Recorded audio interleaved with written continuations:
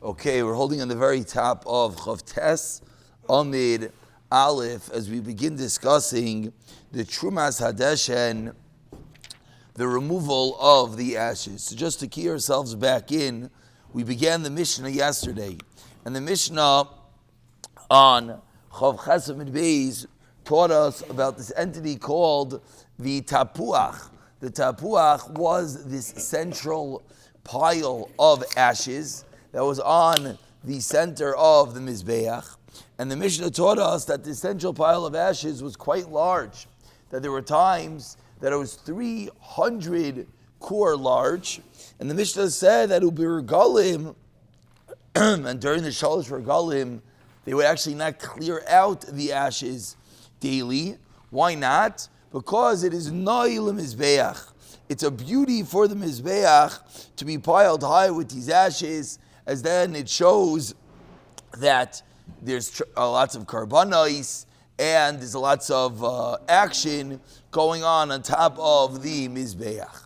And we concluded yesterday with the line on the top of Chavtes Amid Aleph, which taught us, Umiyamav loy nis'atzel hakoyin melohoitzi esadeshen. The Kohanim were never lazy from removal of the ashes. That's where we finished off yesterday. Now, says the Mishnah, what happens after the ashes are cleared? Says the Mishnah, heichelu. The word heichelu is an interesting word. It's the same word as hischil with a taf. Hischil means to begin. So again, we're on Chavtes Amid Aleph. I believe it's 2 lines down. My Gemara page is slightly different than yours, but I believe it is 2 lines down. Heichelu ma'alin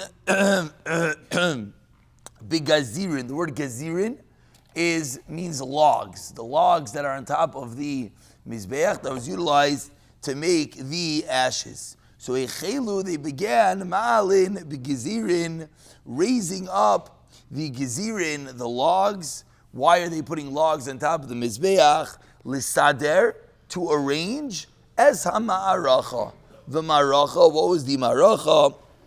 The Ma'aracha was the pile of wood, the central, there's actually multiple Ma'arachas. Ma'arachas basically means, if you need a Gemara, we have one over here. The Ma'aracha was basically a log cabin of fire.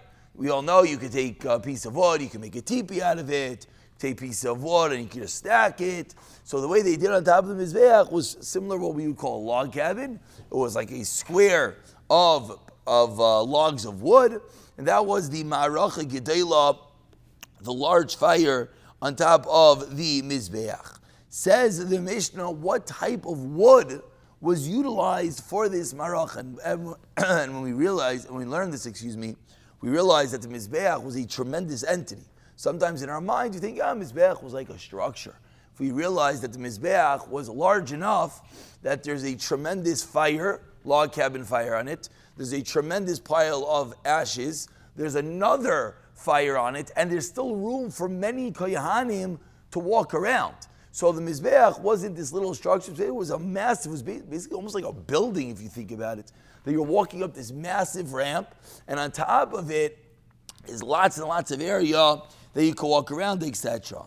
Says the Mishnah of Chikola Eitzim Ksherim LeMizbei'ach LeMa'aracha, were all woods kosher for the Ma'aracha. Says the Mishnah Hein, yes, all woods are kosher. Kola Eitzim Ksherim LeMa'aracha Chutz, except for what? Mishal Gefen Vishal Zais. 2 types of wood you're not allowed to use for the Ma'aracha, which is Shal Gefen, wood made of Gefen, which is vine, Shal Zayis, and wood from the olive tree. Aval, even though all woods are kosher aside for the vine tree and the olive tree, Be'elu, with these specific types of wood, Hayu Regilin, this is what they would use. What would they use? Bimorbios shel te'ina, young branches from the te'ina, the fig tree, shel egois, from the nut tree, shall eat shemen, and of the wood of oil, which means the pine wood tree. 3 types of trees they would use particularly. Why do they use these 3 Why were you not allowed to use gefen and zayis? The Gemara will discuss momentarily. Continues the Mishnah, we're about 6 lines down, Chavtes Amar Aleph, Sider es Ma'aracha Gedolah. As we mentioned, there was more than one Ma'aracha. Ma'aracha means a log cabin fire on top of the Mizbei'ach. Says the Mishnah, they arrange as a Ma'aracha Gedolah, this large Ma'aracha, where Mizracha, on the east side of the Mizbei'ach.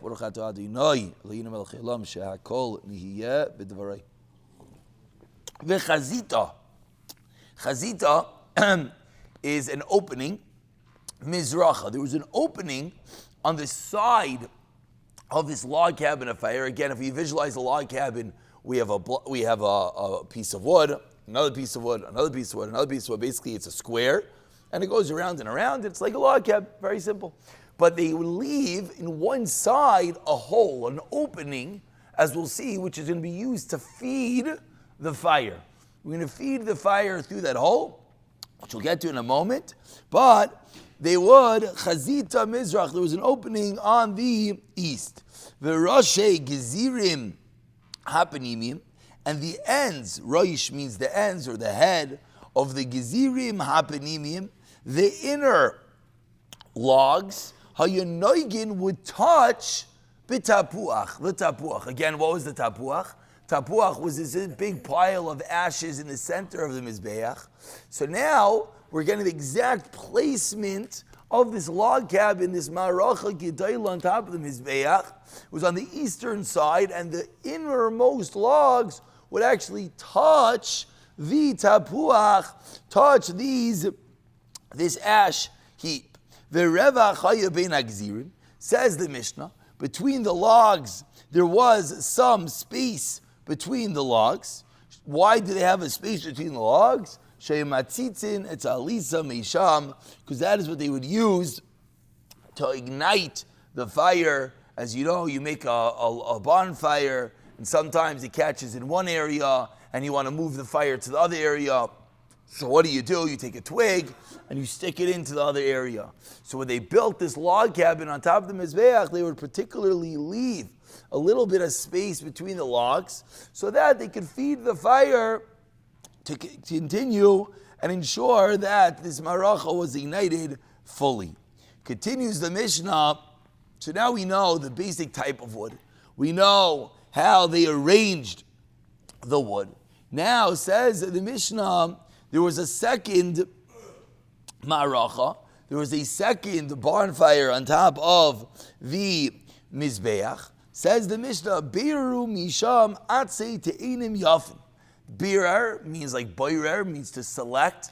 They would select from it the atzei te'inim yafin, the fig tree branches which were very good, which were yafat, which were beautiful, which we'll see because they burned particularly well. See, there is a Ma'aracha Shaniya, and now they made a second Ma'aracha, a second fire on top of the Mizbei'ach. What was this second fire for? Says the Mishnah, le-ketayres. This second fire was for the ketayres. Everyone, actually, for 1 second, if you want to look at the back of these Gemaras, you'll see how it shows you a very simple picture of what's going on that we're discussing. On top of the Mizbei'ach, you see that circle in the middle is the Tapuach, is that pile of ashes. And then you see 2 fires next to it. You see the Ma'aracha Gedolah, and you see the ends of the logs actually touching the Tapuach, touching that pile of ashes. And then you see the Ma'aracha Shaniya, that second fire, which was made for what? Liketayres, which was made for the burning of the ketayres. And says the Mishnah, where was the second fire? Kinegin Ma'aravis Draimis. It was the Ma'ariv is west, Daroim is south, the southwestern corner of the Mizbei'ach. Moshoch min HaKeren.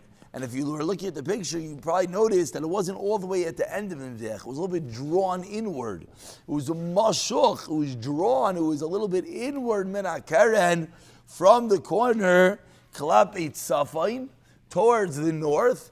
Arba Amos, 4 Amos. So it was approximately 6 feet inward. It was not all the way on the corner. As you see over here, the Ma'aracha Shniya, the second Ma'aracha, you could see very clearly in the picture, wasn't all the way at the end of the Mizbei'ach. There's a lot of space around it. Says the Mishnah, there was Dalit Amais, about 6 feet between the fire and the wall, which, just to put in perspective, that's about from the wall behind me till about here. This is the empty space in that picture you're looking at. Then you have this little Ma'aracha. So again, to put into perspective the largeness of the Mizbei'ach. Continues the Mishnah that exactly the second pile of wood, the second Ma'aracha, says the Mishnah, Be'oimed chamish sa'in. I just lost place myself. Here we are. Says the Mishnah, how much wood would they use? Be'oimed, they would estimate, they would gauge that after the wood would burn, it would be chamish sa'in gachalim. Which if you think about it, is a little bit difficult. They're trying to figure out how many coals. How do you get coal? You get coal from burning wood. So figuring out after all the wood burnt, there are coals. So there was enough wood that after the wood burnt, there was 5 saw of coals left over. Ubi Shabbos. And on Shabbos, how much was it? By made shmayna sa an gacholin. Or do we make it a little bit larger so you could have 8 saw of coals? Sheshama yanoisted shnei bezicha levayna shalechem hapanim. And that is where they would place the 2 bezichei levayna. The bezichem are the bowls, 2 bowls of the levayna. The levayna was the certain spice. The frankincense is what's called in English.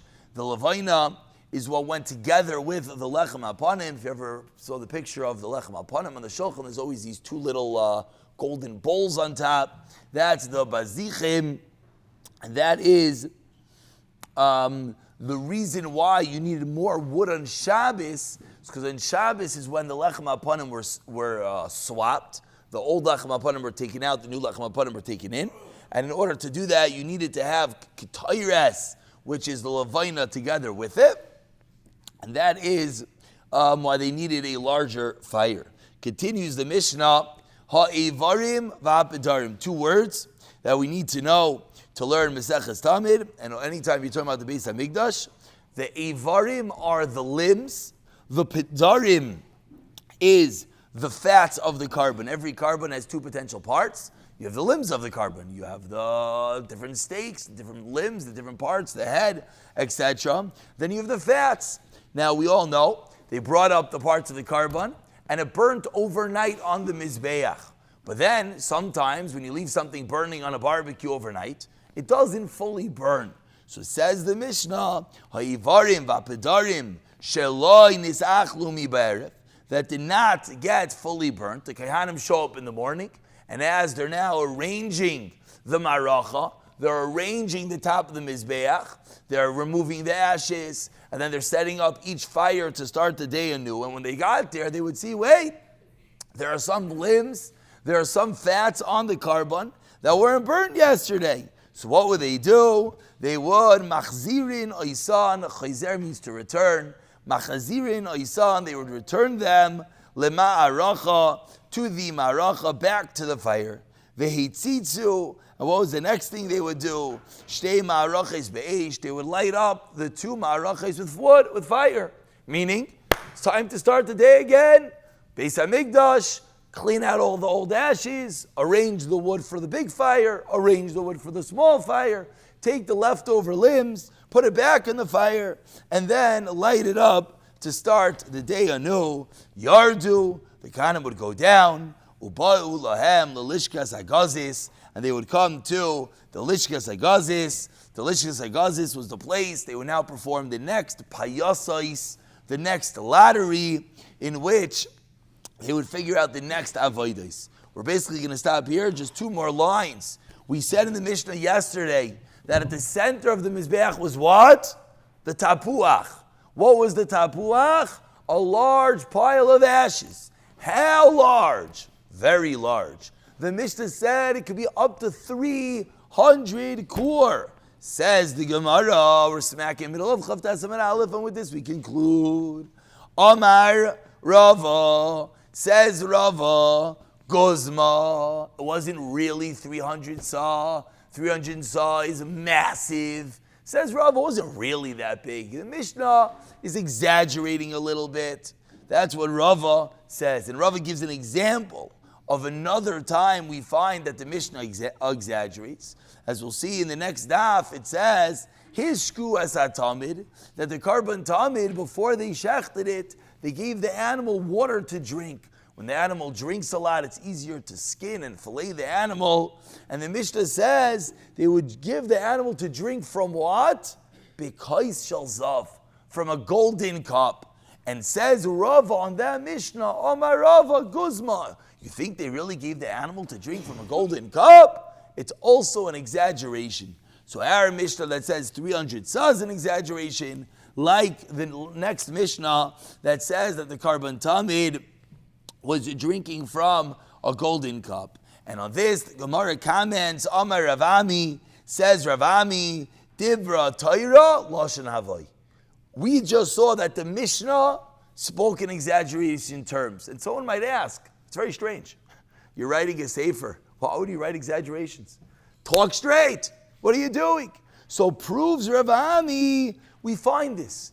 Even the Torah itself, Dibra Torah Lashon Havai. Even the Torah itself speaks in exaggeratory terms. Divrei Nevi'im Lashon Havai. The Nevi'im speak that way. Divrei Chachamim Lashon Havai. And even the Chachamim speak in that way. The Gemara, we're going to stop over here tomorrow, is going to pick up and give the examples in which we find that the Torah, that the Nevi'im, that the Chachamim all spoke in exaggeratory terms. Which again, what does that have to do with us? Because the Tapuach, that central ash pile in the middle of the Mizbei'ach, the Mishnah said was massive, was 300 kur, which Rava's learning is not precise, it is an exaggeration.